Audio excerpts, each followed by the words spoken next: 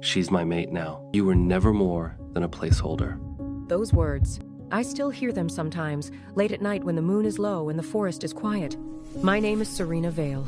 I was Damien Blackwood's second, the woman who guarded his back when the rival packs came hunting, who helped him claw his way from a scattered band of rogue wolves into the most feared pack on the Pacific Northwest Territory. I wasn't just his second. I wasn't just his partner. For years, I believed I was his everything. Then he found Lily Harlow. I remember the exact moment my world split open. The pack had gathered at the Ironwood Lodge, our home base, the converted ranch deep in the Cascades where we held our meetings, trained our wolves, and kept our secrets. Damien stood at the head of the great pine table, his dark eyes scanning the room. And then he looked at Lily, this soft, delicate girl with doe eyes and trembling hands, and said the word that every wolf waits their whole life to hear him say about someone. Mate. Just like that. Like I wasn't standing 3 feet away. Like 7 years meant nothing at all. The other pack members cheered. Some hugged her. I stood there with a glass of whiskey in my hand, and I didn't break it, didn't spill a drop. I just set it down on the table, very carefully, and walked out into the night. Damien didn't follow me. What he didn't know, what none of them knew, was that my family back in Portland had been watching everything. They'd seen it coming long before I did. They had someone waiting for me. Someone safe. Someone who didn't run on 4 legs under a full moon and break promises like they were nothing. 4 years later, I came back. I didn't come back for Damien. I came back to take what I'd earned. The airport in Portland smelled like rain and pine, the way it always does in November. I was barely through the arrivals gate when I heard a familiar rumbling voice cut through the crowd. Serena, holy, you actually came back. It was Bear. Big, shaggy, gap-toothed Bear, one of Damien's oldest enforcers, standing there with a paper coffee cup and the same battered leather vest he'd been wearing since I'd known him. He grabbed me by the shoulders like I was a ghost. 7 years. No word, nothing, and now, here you are. Just like that. He shook his head. Damien's gonna lose his mind. I twisted the ring on my finger, slow and deliberate. Tell him I said hi. Bear's eyes dropped to my hand. He opened his mouth, closed it again. Started to say something about going back to the pack, about Damien holding a place for me, about how things had changed. Bear. I smiled. My kid is 3 years old. The silence lasted about 2 seconds. Then a voice came from behind me, cold as the mountain runoff in January. Still the best liar in 4 territories, Serena. What's next? Are you going to tell me the kid is mine? I turned around slowly. Damien stood at the center of the arrivals hall, Lily tucked against his side, half the pack fanned out behind him like a wall of muscle and leather. His jaw was set. His eyes were the color of stormwater gray and absolute and completely unreadable. His hand rested on Lily's shoulder like she was something he owned. Looking at him, I thought about a night 8 years ago, before any of this, before the pack grew powerful, before he found her. He'd been bleeding from 3 different wounds, and I'd pulled him out of the river with my bare hands, and he'd looked up at me like I'd hung the moon. Damien, I said. Just his name. Nothing else. Don't. His voice was flat. Save the theatrics. If you came back to beg, do it somewhere private. I'm not doing this in front of everyone. A few pack members snickered. I felt their eyes on me, sizing me up, deciding how much I'd weakened, how far I'd fallen. I hadn't fallen at all, but they didn't know that yet. The thing about being a wolf for so years is that you learn to read a room. You learn which laughs are real and which ones are just someone showing teeth. Every laugh in that airport was just a teeth. I looked at Damien for a long moment. He stared back. Neither of us moved. Somewhere behind me, Bear was doing that thing where he shuffled his weight from foot to foot when he was uncomfortable, the way he'd done every single time Damien and I argued. Some things didn't change. I'm not here to play games, Damien. Whatever you want, say it now. Damien's eyes narrowed. Then why are you here? That's my business. Everything in this territory is pack business. I don't belong to your pack anymore. I held his gaze. Remember? You made that pretty clear. Something moved across his face then. Just a flicker. Gone before I could name it. Lily slipped her hand into Damien's and pressed closer to him. She was wearing a white sundress despite the November cold. I'd always wondered if she ran warm or if she just liked the performance of it. Her eyes were wide and luminous and fixed on me with an expression I'd seen on her face before. Not fear. Something harder than fear. The look of someone who has already won and wants to make sure you know it. Serena, She said softly. I'm so glad you're okay. We heard you'd been that you had some trouble after you left.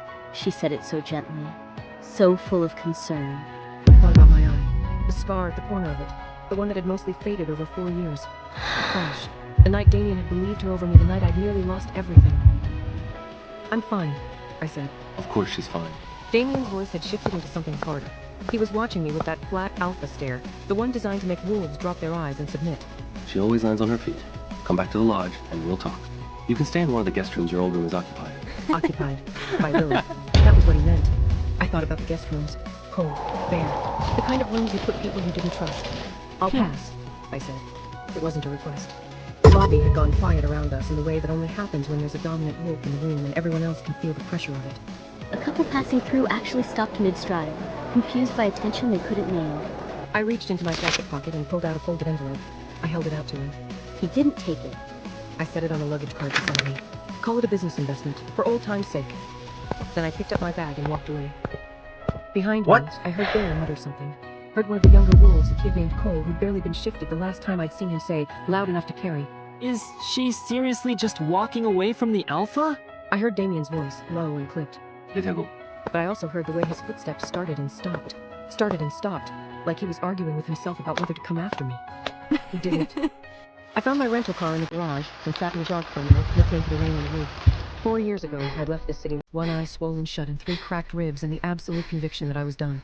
Done with wolves, done with pets, done with the brutal arithmetic of alpha politics where the strongest wolf always wins and the rest of you just learn to live with it. I'd met Ethan Hayes in a hospital in Seattle, where I'd been unconscious for 2 days following the crash. He was visiting a colleague. He had kind eyes and he'd brought me terrible vending machine coffee and he hadn't asked a single question about how I'd gotten hurt. 3 years later, we were married. Leo was born 6 months after that. I pulled out my phone and checked the time. Ethan and Leo's flight landed in 4 hours. I texted Ethan. Here. It's fine. Hotel? His reply came in under 10 seconds. Already checked in. Leo is asking if wolves are real. What do I tell him? I almost smiled. Tell him they're complicated. I started. Whatever came next, I had work to do. For the first time in 4 years, I wasn't afraid. The Pacific Northwest Summit happened every 3 years. It was the kind of event that polite society didn't know existed. A convening of pack alphas from the coastal territories, held somewhere remote and secured, where the old agreements got renewed and the new grievances got settled. Sometimes through negotiation, sometimes through challenges. I'd spent 2 years building toward this one.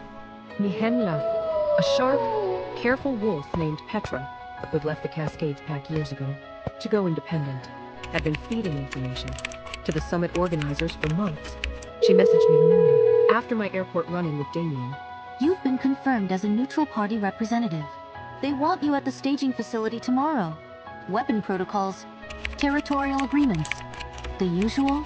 Also, they're very interested in what you can bring to the table. Specifically your intelligence on the northern coast supply routes. I replied that I'd be there. The staging facility turned out to be a converted lumber warehouse on the harbor, the kind of place that had been quietly bought by pack money a decade ago and had served any number of purposes since. I pulled up just after dawn and walked straight into Damien's group coming out of a side entrance. He was with Lila and 4 of his senior wolves. Cole was there too, trying to look tough. In a jacket 3 sizes too big for him. Damien spotted me, and that flat alpha expression dropped into place like a mask. Following us. He said. Funny how that works. Same meeting, I said. Lily stepped forward. Her eyes were red-rimmed, like she'd been crying, though when she looked at me, her voice was perfectly steady. Serena, this really has to stop. You were the one who left. Damien grieved you. We all did. The pack grieved you. Her voice cracked artfully on the last word. Can't you just let us move forward? She's right. One of the older wolves, a grim-faced man named Parker, stepped up beside her. You vanished for 4 years, and now you're turning up everywhere. What exactly are you trying to prove? Another voice. Damien's put everything into this summit. You really want to blow it up, just because you're bitter. I looked at Damien. He was watching me, and for just a moment, I caught something unguarded in his expression. Not anger. Something else. Something that looked almost like guilt. Then Lily stumbled. It was perfectly done. She swayed forward, arms reaching, and Damien caught her automatically, that deep-coded wolf instinct to protect the mate activating faster than thought. She buried her face in his chest, and the moment was over. The wolves closed ranks around them. A couple threw hard looks at me, as if I'd somehow caused it. I gathered up the pile of equipment they'd shoved at me. Someone had actually thrown a duffel bag and 2 gear cases at my feet while I wasn't looking. That old pack hierarchy playing out its muscle memory and dropped it all back where it had come from. I'm here for the summit, I said, not to do anyone's errands. Damien's jaw tightened. Serena. I know you're used to me running your logistics. I did it for 7 years. I met his eyes. I'm done. I walked past all of them and into the warehouse. Inside, the summit organizers were setting up. 3 other pack representatives were already there, talking in low voices near a weapons staging table. They looked up when I walked in, and I saw the small recalibration that happens when wolves pick up on another wolf status. The instinctive reading of dominance. I'd spent 4 years learning to carry myself differently. Not like a second. Not like someone's partner. Someone's backup, like myself. The lead organizer, a compact, silver-haired woman named Margot, who I'd dealt with before, crossed the floor to meet me with her hand out. Serena Vale. She shook my hand firmly. We've been looking forward to this. Behind me, I heard the warehouse door open, heard the specific weight of Damien's footsteps.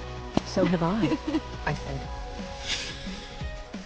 It's a specific kind of hurt, watching someone defend the person who destroyed you. I'd gotten used to it, or I thought I had. 4 years in Portland with Ethan and Leo, building something real and quiet and mine. I thought the scar tissue had grown over all of it. And then Damien threw me against a wall, and I remembered that scar tissue is just a story the body tells itself to survive. It happened fast, the way bad things always do. We were in the staging room going over territorial maps when Lily came in flying. That was the opening move. I'd learned to recognize it by now. The tears, the trembling hands, the voice that broke on cue. She pointed at me and said I'd done something. I hadn't, but it didn't matter. What mattered was that Damien moved before he was across the room in 2 steps, and I hit the wall hard, his forearm across my collarbone. And the old familiar pain of it, the specific helplessness of being smaller, slower, held in place by something stronger, detonated something behind my sternum that I thought I'd buried for good. Enough. He said, low, furious. I don't know what you're trying to do, but it stops now. I didn't touch her. Don't. Check the cameras, Damien. His eyes flickered. For a half second, I saw the doubt. The small window where he might have looked, might have questioned, might have chosen differently, the way he never had before. Then Cole's voice from behind him. Lily's bleeding. Look at her hand. And the window closed. He let go of me and turned away. And I stood against the wall and breathed through the pain in my ribs and listened to the pack swarm around Lily the way they always had. The wolf pack members anxiously talked to each other, their voices overlapping. One of the senior wolves, Harker, again turned and jabbed a finger at me. This is exactly why the Alpha exiled you. You cannot stop. She's been jealous since day 1. Someone else said, Always has to be the center of everything. You should thank Damien for keeping you alive as long as he did. Honestly. That last one landed different, because I knew what it meant. The crash, 4 years ago. The one that had left me with a fractured eye socket and 3 cracked ribs. The one that everyone in the pack had quietly agreed to call an accident. Because the alternative, the truth, was something none of them wanted to look at. I pushed off the wall. Every voice in the room went quiet when I turned around. I looked at each of them, slow and steady, until I got to Damien. He was cradling Lily's hand, inspecting her fingers, his face bent toward her with an attention and a tenderness that had never, not once, in 7 years been directed at me with that same quality of total focus. I thought I was past caring about that. Turns out I was just past showing it. I'm going to say something, I said, and I'm only going to say it once. The room held its breath. I'm not here for Damien. I'm not here for the pack. I'm here for the summit as an independent representative. And as of this moment, I'm one of the parties your Alpha is going to have to negotiate with. I let that sit. So, whatever this is, I gestured at the tableau of Lily and the gathered wolves. Figure out how to keep it out of my way. Silence. Then Lily looked up from Damien's hands. Her eyes were perfectly dry now.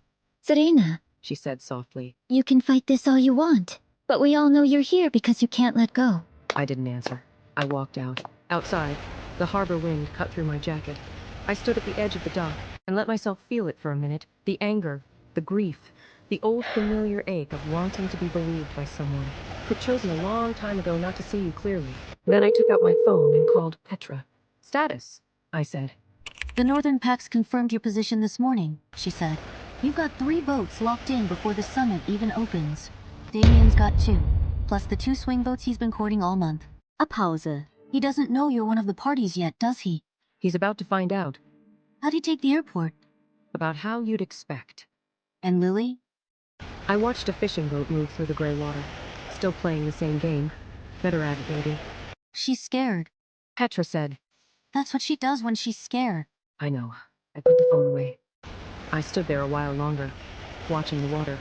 Somewhere across the city, Ethan was feeding Leo breakfast in a hotel room and pretending not to worry about me. I was going to win this summit. I was going to take back what I'd spent 7 years building, fair and square, in front of every alpha on the coast.